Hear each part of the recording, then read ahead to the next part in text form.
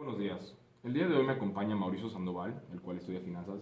Me acompaña también Arturo José Castrejón, que estudia ingeniería mecánica. Y me acompaña Jonathan Cid, que estudia ingeniería industrial. Hoy vamos a analizar los problemas que se encuentran en México en el ámbito del tránsito. Esto habla acerca de cómo México se ha convertido en uno de los países más congestionados del mundo. Y de acuerdo con los estudios que se han realizado previamente, vamos a localizar estos estudios dentro del ámbito social, cultural y enfocándonos más dentro de lo que es la tecnología y la infraestructura. Entonces, de esta manera, mis compañeros que me rodean van a comenzar a exponer acerca de estos dichos temas. Primero, más que nada, quisiera dar la bienvenida a Mauricio Sandoval. Buenos días, André, buenos días, compañeros. Quiero empezar a comentar que la Ciudad de México ocupa el segundo lugar en el ranking mundial en cuanto a tráfico, más pesado en congestionamiento, y solo estamos por encima de Estambul con un 55% de congestionamiento. Esto por unas cifras publicadas en el artículo de Forbes en el 2015. Pero ¿por qué se genera este congestionamiento? ¿Cuáles son las causas? ¿Es la falta de infraestructura? ¿Es la falta de cultura vial? ¿O la falta de tecnología en el aspecto de tránsito?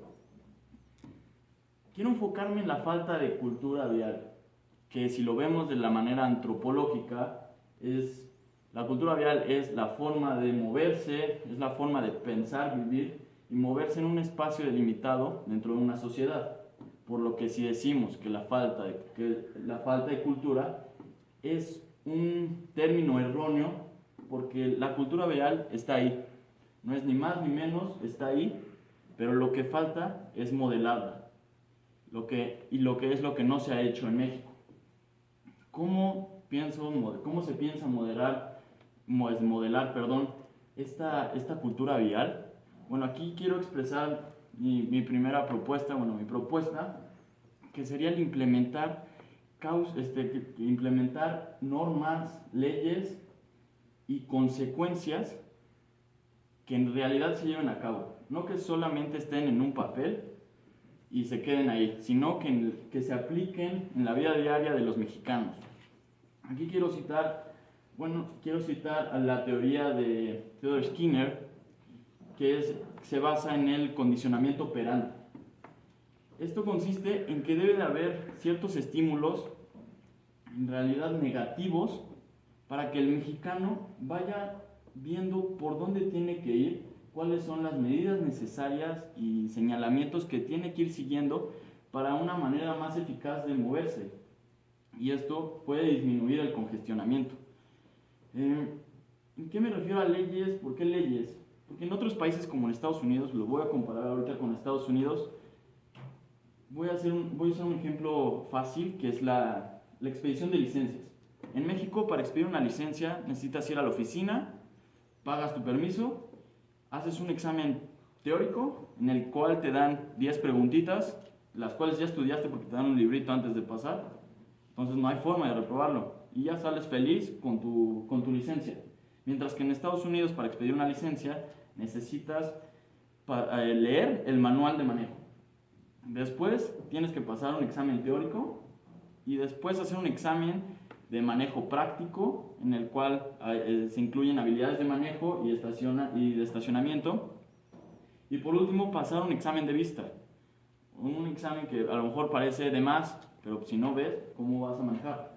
Si necesitas lentes, ellos te determinan si necesitas lentes, aparece dentro de la licencia y esto permite que un oficial al parar a alguien y vea que no estás usando lentes mientras debes de usar lentes, te puede infraccionar además de lo que ya te va a infraccionar. Y la manera en que te infraccionan es clara, concisa. Llegan, te dicen cuánto necesitas pagar y te quitan tus puntos de la licencia. Y si los quieres recuperar, tienes que ir a unas clases, tienes que ir otra vez a la escuela de manejo a tomar clases. Entonces, lo que quiero aquí expresar es que las normas y consecuencias son importantes para este modelaje o para moldear la cultura vial del mexicano. Quiero también basarme en la teoría kantiana, en la teoría kantiana de la responsabilidad, en el principio de la responsabilidad, porque el mexicano tiene que hacerse consciente y responsable de no solo de su persona, sino de la sociedad entera. Ahorita se está implementando la iniciativa y ya se aprobó la iniciativa de quitar los topes en la Ciudad de México. Se van a quitar alrededor de 30,000 topes en la Ciudad de México, pero ¿cómo queremos que el mexicano respete los señalamientos y sirva esta iniciativa si a lo mejor ven la señal de alto y no se paran? Entonces se tiene que atacar el problema desde antes. Por ejemplo, empezar con las escuelas de manejo, por lo menos realizar un examen de manejo para que se esté consciente de lo que se tiene que hacer y cómo se tiene que transitar. De esta manera se puede conseguir que pueda disminuir el congestionamiento, ya aunado a otras medidas de infraestructura y de tecnología, pero la cultura vial siento que es la raíz de este gran problema. Muchas gracias. Gracias a ti, Mauricio. A continuación, José Castrejón, por favor, su punto. Buenos días, queridos compañeros. Estoy completamente de acuerdo con lo que acaba de comentar mi compañero Mauricio. La cultura vial, la educación vial en México cultura existe, como bien señaló, pero es deficiente en el sentido de que no cumple con la característica básica que debe de tener, que es precisamente el respeto hacia los demás. Por otro lado, la educación vial sí es prácticamente inexistente en nuestro país, por lo que esto es una grave problemática, pero también lo es precisamente la falta de tecnología, incluso muy básica, a la hora de manejar el congestionamiento vehicular. ¿A qué me refiero con muy básica? En un artículo publicado por el Universal en 2013, febrero, se entrevistó a un taxista, en el cual señaló de manera muy concreta una gran problemática: la falta de sincronización en los semáforos. ¿Qué quiere decir? En muchos países se implementa, incluso en México, a lo largo de la avenida de Vallejo, está, entre comillas, la herramienta conocida como ola verde. ¿A qué se refiere? Que en un momento estás parado en el semáforo rojo, cuando cambia a verde, empiezas a avanzar, pero el siguiente sigue en rojo, hasta pasar unos segundos, cuando se estima que el usuario promedio, respetando los límites de velocidad, llegó al siguiente semáforo, cambia el color a verde para que pueda conseguir una ola sucesiva de semáforos verdes y no se produzca este congestionamiento. Sin embargo, como bien lo señala el taxista, en la Ciudad de México estos semáforos están completamente desincronizados, no tienen el mantenimiento correcto y esto genera un caos vehicular enorme, sin precedentes. Esto me refiero con tecnología básica. ¿Cómo esta pequeña falta de atención al detalle, que es precisamente semáforos, sí están ahí, pero no están cumpliendo lo que deben de su funcionamiento principal, que si bien es cuidar la seguridad de los peatones y evitar colisiones, también es mantener un flujo activo en el tránsito vehicular. Ahora bien, esta tecnología, como ya señalé, es muy básica. ¿Qué otras tecnologías podría llegar a implementar México de manera eficiente en el contexto cultural, precisamente de la mano con la educación vial en México y también en el contexto económico? Porque hay tecnologías muy lejos de nuestro alcance. Por ejemplo, en París lleva 25 años con una línea de metro completamente autónoma. ¿Esto qué quiere decir? No tiene conductor. Esta se maneja en base a algoritmos de manera correcta para hacer eficientes los traslados y que no se desperdicie tiempo excesivo. Los intervalos son muy breves y de esta manera se genera una eficiencia del 50%. Se puede transportar a más gente en el mismo lapso de tiempo. De igual forma, si en algún momento hay un evento importante en la ciudad que requiere se exige más demanda en el servicio, se puede con un simple botón activar otros vagones en lugares estratégicos para evitar precisamente este congestionamiento tan típico que vemos en todas las estaciones de la Ciudad de México. La tecnología, claro está, tal vez no fuera a nuestro alcance, hablando de una manera tecnológica, pero no servía en nada implementada aquí en nuestro país en este momento con la educación vial que se tiene. ¿Por qué? Porque en México todos quieren entrar y salir al mismo tiempo del vagón. Esto reduce enormemente la eficiencia. A cambio, en otros países, como por ejemplo en Japón, se hacen filas en donde primero la gente sale y luego la gente que desea abordar entra.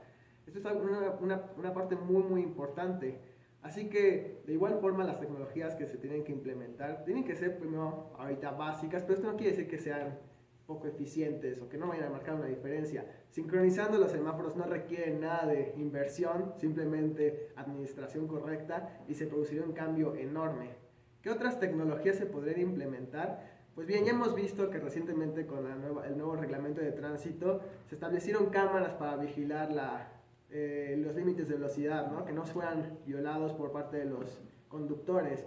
No entraremos en temas de qué tan honestos han sido estos sistemas, pero esa tecnología podría mejor ser implementada para un monitoreo constante del tráfico, como se hace en algunas ciudades de Estados Unidos como Los Ángeles, donde con medio de cámaras, precisamente sensores, se analiza qué tanto flujo vehicular hay en carreteras o calles e incluso no tan principales, y esta información se la muestran a los conductores por medio de señalamientos digitales en donde dice vas a tardar tanto tiempo en este tramo, hay un choque adelante, pasa por este carril. Esta clase de información de prevención, hacerle conocer al conductor antes de llegar a la zona de congestionamiento, podría cambiar enormemente la situación.